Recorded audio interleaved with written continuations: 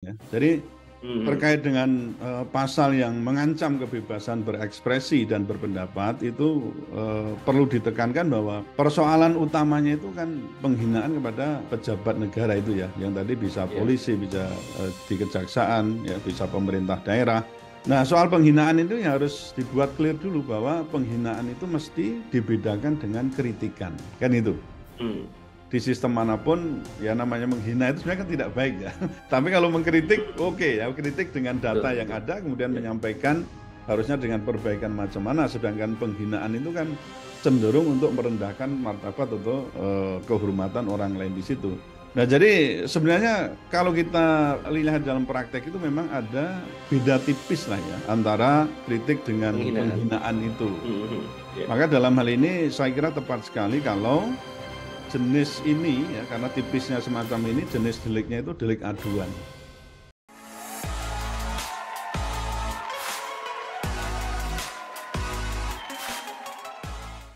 Assalamualaikum warahmatullahi wabarakatuh, Puan dan Tuan. Kembali lagi di segmen Tanya Profesor di satu-satunya channel yang radikal, ramah terdidik dan berakal, channelnya Prof. Suteki. Dan di samping saya sudah hadir Profesor Suteki. Assalamualaikum. Waalaikumsalam warahmatullahi wabarakatuh. Apa kabar Ya, Prof. Mas? Suteki.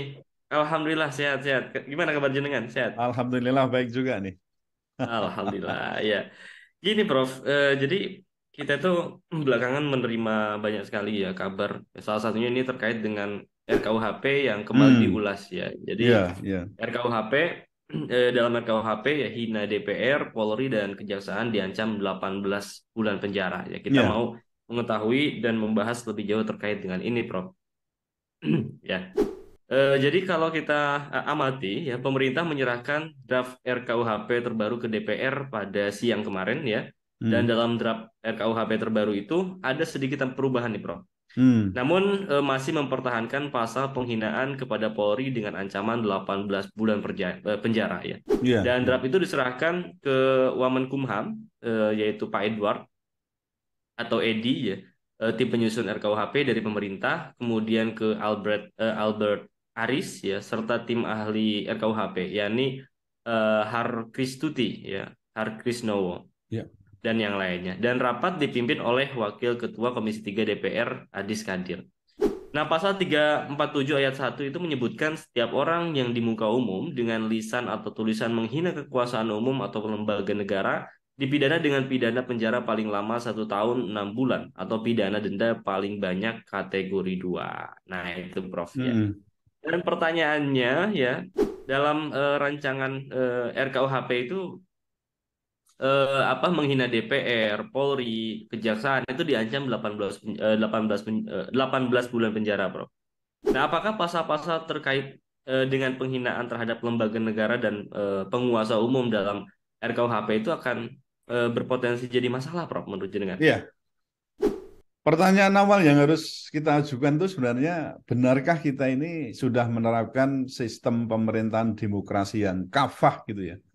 Hmm, Loh, kalau oke, oke. Amerika kan betul-betul demokrasinya itu kafah gitu loh. Soal Ya, tapi memang sana ideologinya kan liberal tentu betul. demokrasinya demokrasi liberal. Tapi sebenarnya kan demokrasi mestinya sama. Dimanapun Hmm, mestinya sama kan prinsipnya kan begitu. Atau kita ini sekarang baru dalam taraf yang disebut dengan pseudo demokrasi itu. Nah, dalam upaya membangun demokrasi, mestinya kan perlu kita oke lah setuju dengan revisi besar-besaran ya terhadap Kitab Undang-Undang Hukum Pidana kita. Sekarang kita ya. mengajukan namanya RKUHP yang baru itu untuk menggantikan KUHP lama yang itu notabene adalah warisan dari Belanda ya, yang dulu namanya itu Hmm, Wetboek van Strafrecht gitu ya. Ini hmm, terkait terutama dengan pasal-pasal yang dapat digunakan untuk memenjarakan siapapun tuh ya, bisa wartawan, bisa demonstran, bisa penceramah, bisa pembicara dalam diskusi, serta hmm, ya aktivis aktivis di bidang advokasi itu. Nah, dengan menggunakan pasal-pasal itu eh, bisa saya katakan bisa menghambat atau bisa dikatakan membungkam nanti ya kebebasan pers, kemudian kebebasan ya. berekspresi dan juga kebebasan menyampaikan pendapat. Nah, sebenarnya kalau kita lihat ya, kalau kita mau jujur ya, pasal-pasal itu sebenarnya sudah Hmm, ketinggalan zaman itu ya. Ya out oh, istilahnya outdated laws gitulah. Nah, karena di dalamnya kan berisi tentang itu ya, mengenai pencemaran nama baik ya, Ya, fitnah, ya. penghinaan, kabar bohong, dan juga penghinaan tadi terhadap presiden, wakil presiden, serta pejabat negara. Nah, Oke. sebenarnya kalau kita mau mengikuti perkembangan zaman, ya nilai-nilai itu kan terus berkembang ya, yang semula mungkin sangat feodal, kemudian juga ada hadap-hadapan antara penjajah dengan yang terjajah. Ini harusnya Ya. mulai dibongkar itu loh. Mulai dibongkar dan Oke. disesuaikan dengan yang ya kalau kita sekarang manut demokrasi ya pakai itu sistem demokrasi secara kafah tadi. Jangan separuh-paruh, jangan eh, apa istilahnya Nanggung tengah-tengah. ya, Prof ya. Kalau pertengahan begini memang serba repot gitu ya. Jadi repotnya itu, satu sisi kita menghendaki orang bebas atau punya hak untuk bicara dan itu dijamin sebagai hak asasi manusia, tapi di sisi yang lain ada barrier yang menghambat, menghadang, bahkan Betul. cenderung nanti bisa merepresi seseorang ketika melakukan ya dalam tanda kutip tadi soal Ya, penghinaan itu. Itu kan banyak macam itu penghinaan itu nanti betul betul. di dalamnya ada persoalan apa namanya pencemaran nama baik, fitnah dan seterusnya itu ada. Oke Jadi oke oke, memang menarik menarik. potensi untuk Ya. eh, merusak atau mengganggu atau boleh dikatakan eh, jadi masalah ke depan itu sangat besar sekali untuk delik semacam ini. Oke, Prof. Kembali pada kata penghinaannya nih, Prof. Apakah kata penghinaan itu pembuktiannya nantinya itu bisa dilakukan dengan ukuran subjektif gitu, sehingga dapat disalahgunakan untuk kepentingan penguasa yang anti kritik? Karena kan rentan sekali kalau kita bicara tentang penghinaan itu. Dalam Iya, pandangan jenengan gimana, Prof? ya kalau kita lihat di Kitab Undang-Undang Hukum Pidana ya, ini kan ada di yang KUHP sekarang itu di bab Hmm, 16 ya. Itu judulnya memang bab ini bab tentang penghinaan. Itu oke dimulai baik. dari pasal 310 itu. Nah, yang tadi disebut dengan penghinaan itu kalau menurut pendapatnya R. Susilo itu ya, menghina adalah menyerang kehormatan dan nama baik seseorang. Yang Oke. diserang ini biasanya merasa malu, kan itu. Itu Hmm, kalau kita perhatikan ya berarti persoalannya ini masalah perasaan sebenarnya. Perasaan orang itu iya iya. ketika itu dikatakan dengan demikian, hal yang demikian diserang kehormatannya, kemudian dia merasa malu. Itu kan mengenai perasaan yang sebenarnya kalau kita bisa katakan yaitu ukurannya subjektif. Tapi kan nanti Oke. itu akan dinilai oleh hakim kan begitu. Iya iya. Nah, kehormatan yang diserang ini kan hanya mengenai kehormatan tentang nama baik, bukan kehormatan dalam lapangan misalnya seksual atau kehormatan yang Hmm, dicemarkan karena tersinggung anggota kemaluannya dalam hal soal apa ya nafsu birahi kelamin itu tidak hmm. termasuk itu. Nah, lalu di Iya iya. RKUHP ini tadi sudah disebutkan Manjenan itu dinyatakan bahwa setiap orang yang di muka umum dengan lisan atau tulisan menghina kekuasaan umum atau lembaga negara dipidana dengan pidana penjara paling lama 1 tahun 6 bulan atau tadi disebut dengan Hmm. 18 bulan ya atau 18 bulan, betul. pidana denda paling banyak kategori 2. Ini penghinaan macam ini akan diperberat kalau misalnya ya pidananya itu tindakan itu menimbulkan kerusuhan. Itu akan diperberat lagi itu. Tapi harus Oke kita ingat oke. di sini Mas, meskipun ya prinsipnya itu tadi ada unsur subjektivitas jelas, tapi harus nanti akan dinilai oleh hakim. Jadi apakah betul itu kemudian membuat seseorang merasa tercemar namanya dan kemudian menimbulkan rasa malu. Nah, tapi kita juga harus tahu bahwa ini delik kan deliknya itu aduan ya, aduan absolut. Ya. Jadi eh, orang akan diproses ketika misalnya melakukan penghinaan itu kalau diadukan oleh yang bersangkutan. Kalau kita ngomong sekarang ya mengenai pejabat yang termasuk di dalam kekuasaan umum itu. Ya. Ya, jadi kalau tidak diadukan ya tidak bisa masuk di situ. Nah, tapi kita lihat di sini apa yang dimaksud dengan pejabat dalam kekuasaan umum atau lembaga yang negara yang dihormati itu adalah termasuk di dalamnya DPR, DPRD, Kepolisian Hmm. Negara Republik Indonesia, Kejaksaan Republik Indonesia dan atau ini pemerintah daerah. Jadi kembali ke persoalan memang unsur subjektivitas itu menjadi sangat mungkin terjadi. Dan kalau dikaitkan misalnya dengan penggunaan pasal ini terhadap untuk kepentingan pejabat yang anti kritik itu memang ya sangat besar itu. Karena kita punya Oke. pengalaman yang ada kecenderungan pemerintah misalnya mengabaikan bahkan menentang ya kritik-kritik publik yang dan itu kadang-kadang berujung pada apa ya represi atau Hmm. kegiatan-kegiatan yang melawan itu dan korban ada waktu bagaimana kita atau sebagian masyarakat kita untuk menolak undang-undang revisi undang-undang KPK kemudian juga undang-undang Omnibus Law Cipta Kerja itu dan undang-undang IKN itu banyak korban akibat represi dari APH itu kan dalam tanda kutip ya itu bisa jadi pemerintah itu atau lembaga legislatif tadi anti kritik di situ. Hmm.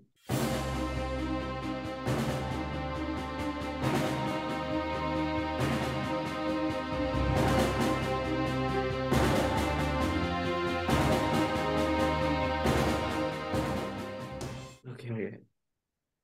Dalam pandangan jenengan, Prof, apakah pasal-pasal dalam RKUHP terkhusus juga tadi pasal yang disebutkan ini punya potensi membahayakan rakyat atau enggak, Prof? Atau mungkin Ya, dapat menjadi alat bagi kekuasaan untuk menjadi otoriter atau represif gitu punya potensi ke sana enggak, Prof? ya tadi sudah sedikit saya singgung ya. Jadi Hmm, terkait dengan pasal yang mengancam kebebasan berekspresi dan berpendapat itu perlu ditekankan bahwa persoalan utamanya itu kan penghinaan kepada pejabat negara itu ya, yang tadi bisa ya. polisi, bisa di kejaksaan, ya bisa pemerintah daerah. Nah, soal penghinaan itu ya harus dibuat clear dulu bahwa penghinaan itu mesti dibedakan dengan kritikan, kan itu. Ya, Nah, ya. selain itu rakyat juga saya kira harus dididik untuk bagaimana tahu mengkritik terhadap pejabat negara itu, Mas. Kan saya kira juga di sistem manapun ya namanya menghina itu sebenarnya kan tidak baik ya. Tapi kalau mengkritik, Hmm, oke ya, kritik dengan data betul, yang betul. ada kemudian Ya. menyampaikan harusnya dengan perbaikan macam mana. Sedangkan penghinaan itu kan cenderung untuk merendahkan martabat atau kehormatan orang lain di situ. Nah, jadi sebenarnya kalau kita lihat dalam praktek itu memang ada beda tipis lah ya antara kritik dengan eh, apa namanya kritik dengan Penghinaan. penghinaan itu. Ya. Maka dalam hal ini saya kira tepat sekali kalau jenis ini ya karena tipisnya semacam ini jenis deliknya itu delik aduan dan Oke. tadi ada selain pidananya ada pidana penjara 18 bulan, tapi juga atau itu sebenarnya sebagai pilihan bahwa tidak selalu harus dipidana dengan penjara, tetapi bisa dengan Hmm, denda. Namun dalam hmm, hal ini ya lebih baik lagi kalau penghinaan ini kalau menurut saya digeser dari hukum perdata ya. Digeser dari hukum pidana ke perdata. Jadi ke ganti kerugian itu hmm. saya kira lebih baik Oke, oke. daripada dengan apa namanya pidana penjara itu. Hmm, Nah, oke, kemudian oke, menarik. jika kita cermati ya ada banyak hal yang perlu diakomodir lah, terutama untuk di RKUHP ini termasuk yang Ya. sekarang kita bicarakan ini karena eh, misi kita ya sebagai warga negara yang baik itu kan harus menyuarakan kebenaran dan keadilan. Jadi Ya. oleh karena itu harus ada jaminan ya dari pembentuk undang-undang bahwa RKUHP terutama pasal tentang penghinaan pada pejabat ini atau penguasa umum ini tidak sebagai alat represi dan pembungkaman suara kebenaran dan keadilan. Itu prinsipnya, Mas. Oke, oke, menarik ya. Prof, dari berbagai polemik dan kelemahan sistem hukum di negeri ini, ya, apakah bisa menjadi momentum bagi masyarakat untuk berbenah dan juga menelaah kembali sistem politik kenegaraan dan juga sistem yang diadopsi dan dijalankan oleh kita selama ini, ya? Dan apakah mungkin sistem demokrasi yang dijalankan di negeri ini justru telah menjauhkan keadilan dan kesejahteraan umum, Prof? Gimana pandangan Ya, jenengan? pagi tadi saya baru baca WA yang sangat panjang itu ya kontennya dari Mas Chris Hmm. Komari, pegiat Oke. pegiat demokrasi di Amerika ya, termasuk di tanah air kita itu sangat getol sekali. Hmm. Ada 11 prinsip-prinsip demokrasi yang kalau itu diterapkan di Indonesia dengan namanya Pancasila itu ya, itu menurut Mas Kris itu bulat, ruwet, dan ya pokoknya sulit gitu. Karena Pancasila begitu, ini merupakan aspek filosofis yang sangat tinggi, sementara di 11 prinsip demokrasi itu menghendaki hal-hal yang kadang-kadang ada persoalan apa ya, pertentangan dengan 5 prinsip itu gitu. Nah, itu yang jadi Oke. persoalan sekarang ini. Nah, kalau kita bicara tentang sistem itu ya, ini tadi kan Mas Kris itu bicara tentang ilusi gitu ya. Jadi semuanya itu sebenarnya ilusi. Doktrin, ideologi, agama, ya ruang dan waktu itu sebenarnya ilusi. Karena kalau kita lihat hanya dari si bumi kan memang begitu. Senin, Selasa, Iya. Rabu itu apa sih artinya? Kan itu hanya menyangkut mengenai kemudahan kita untuk menghitung waktu dan apa saja. Tapi sebenarnya hakikatnya kalau kita misalnya naik ke planet Mars dan sebagainya, kita memandang bumi, bagaimana ini hari Senin, Selasa, Rabunya? Nggak ketemu gitu loh. Iya, Nah, iya. terkait dengan demokrasi atau sistem yang lain juga begitu. Kalau kita lihat secara umum, apa itu demokrasi, apa itu sistem kekhalifahan, dan seterusnya, itu sebenarnya ya prinsip-prinsip yang sebenarnya bisa diberlakukan secara mendunia, tapi faktanya juga itu semua adalah ilusi gitu. Katanya beliau begitu.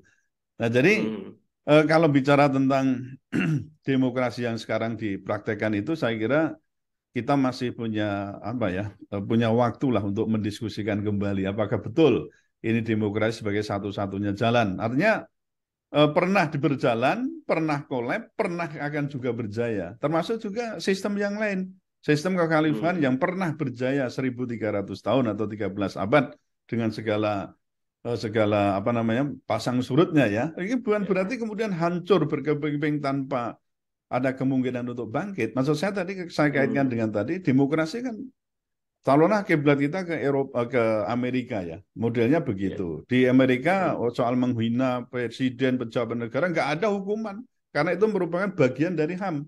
Itu bagian dari Hmm. HAM, bagian dari demokrasi. Menghina presiden mau apapun nggak ada hukumannya di Amerika.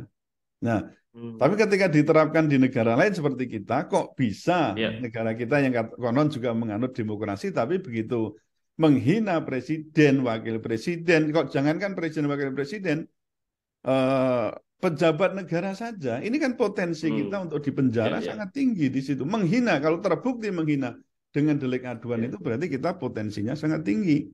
Nah, Hmm. lalu bagaimana kita akan berubah itu? Apakah tetap mempertahankan demokrasi atau kita mencoba untuk berpikir pada sistem yang lain? Kan ada prinsip ya dalam hidup itu, eh, bagaimana baiknya sesuatu yang berhuni atau yang tinggal di situ tentu tergantung dari lingkungannya kan. Betul, Misalnya betul. apa, ikan itu tinggalnya di mana? Ya di air, bukan di padang Ya. pasir kan begitu kan. Jadi Iya. misalnya kita bicara tentang kapan umat Islam yang mayoritas di negeri ini bisa hidup dalam keadaan kedamaian sejati penuh dengan apa namanya kemakmuran ya. Artinya ya tentu bukan kemudian tidak ada kejahatan, semua tetap ada Iya, akan iya. ada Betul, kejahatan. betul. Tapi secara fitrah dan hakikat, umat Islam itu kan hanya akan bisa hidup bahagia dan sejahtera jika tinggal dalam naungan sistem Islam. Kan itu mestinya begitu ya. Ini Iya, iya, teoretik iya. loh Mas. Ini saya kira bisa Hmm. diterima. Sama dengan eh, misalnya umat, misalnya taruhlah orang yang liberal. Orang liberal itu Iya. akan bisa hidup bahagia dan sejahtera kalau dia tinggal dalam naungan sistem liberal. Kan begitu. Berarti Hmm. saya katakan tadi, dalilnya apa? Secara fitrah dan hakikat, umat Islam hanya akan bahagia dan sejahtera jika tinggal dalam naungan sistem Islam. Nah, Hmm. jika kita yakin bahwa sistem yang kita anut itu sekarang buruk, dampaknya juga buruk bagi penghuninya, mestinya apa? Sudah Ya. saatnya kita mengkaji ulang penerapan sistem yang buruk tersebut. Misalnya kita, wah dengan demokrasi nyatanya juga enggak juga ya, kita sejahtera terbebas dari segala multidimensional krisis kan, kemiskinan dan Iya, semuanya iya. tetap juga melambung tinggi dan seterusnya. Ya sistem Islam itu kemudian kita coba untuk tawarkan. Untuk apa? Ya untuk menjamin keadilan dan kesejahteraan. Serta apa?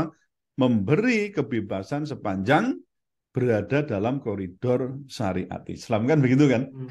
Nah, Betul, jadi betul, betul. sistem pemerintahan Islam ini kan sebenarnya bisa dikatakan ya sistem yang tegak lurus ya di atas akidah dan Hmm. standar hukum syara. Nah, prinsip ini mestinya dipegang teguh oleh penguasa maupun rakyatnya kan begitu.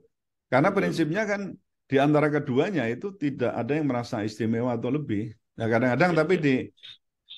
dengan alasan apa namanya konsensus dan lain sebagainya, demokrasi yang nggak benar itu ya, terutama demokrasi tapi di dalamnya masih ada represi terhadap rakyat, tidak menghadapkan rakyat dan pemerintah itu equal begitu, itu pasti Ya. rakyat akan menjadi subordinat ya dari pemerintah yang berkuasa itu. Nah, apakah yang dalam hal ini akan kita teruskan? Artinya kalau itu misalnya tidak ada perbaikan, terus bagaimana gitu ya?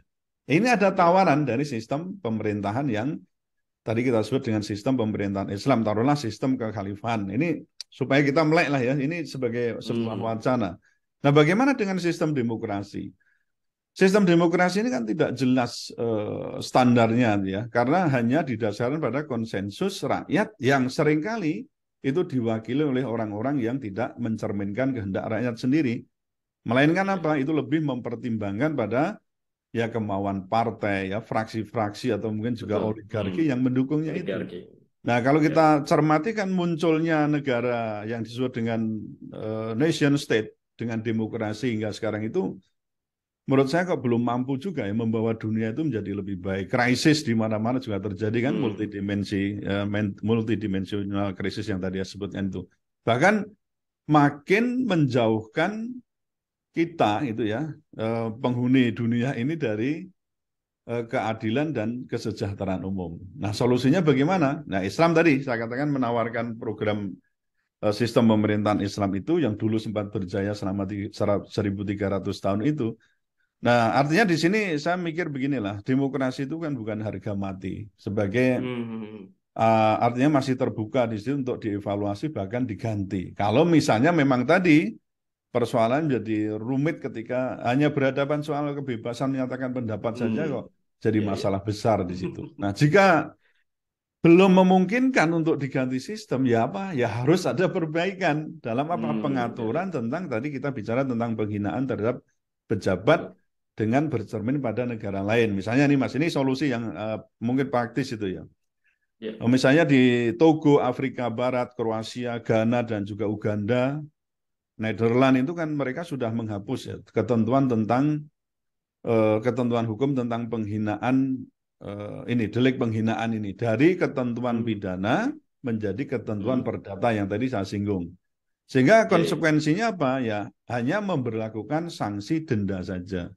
Ini kan saya kira Ya. pergeseran ini perlu didorong dan kita yakini bahwa dengan pergeseran ini maka tidak menjadi sebuah ketakutan lah orang itu untuk Ya, ya. apa namanya untuk menyatakan pendapat ya Dapat. menyatakan pikiran dan seterusnya dengan tuduhan-tuduhan terutama terkait dengan persoalan penghinaan gitu yang ya sedikit agak Nanti panjang lebar nih tapi betul. perlu Ya. saya sampaikan bagaimana frame-nya Menarik, supaya menarik ya. jelas begitu.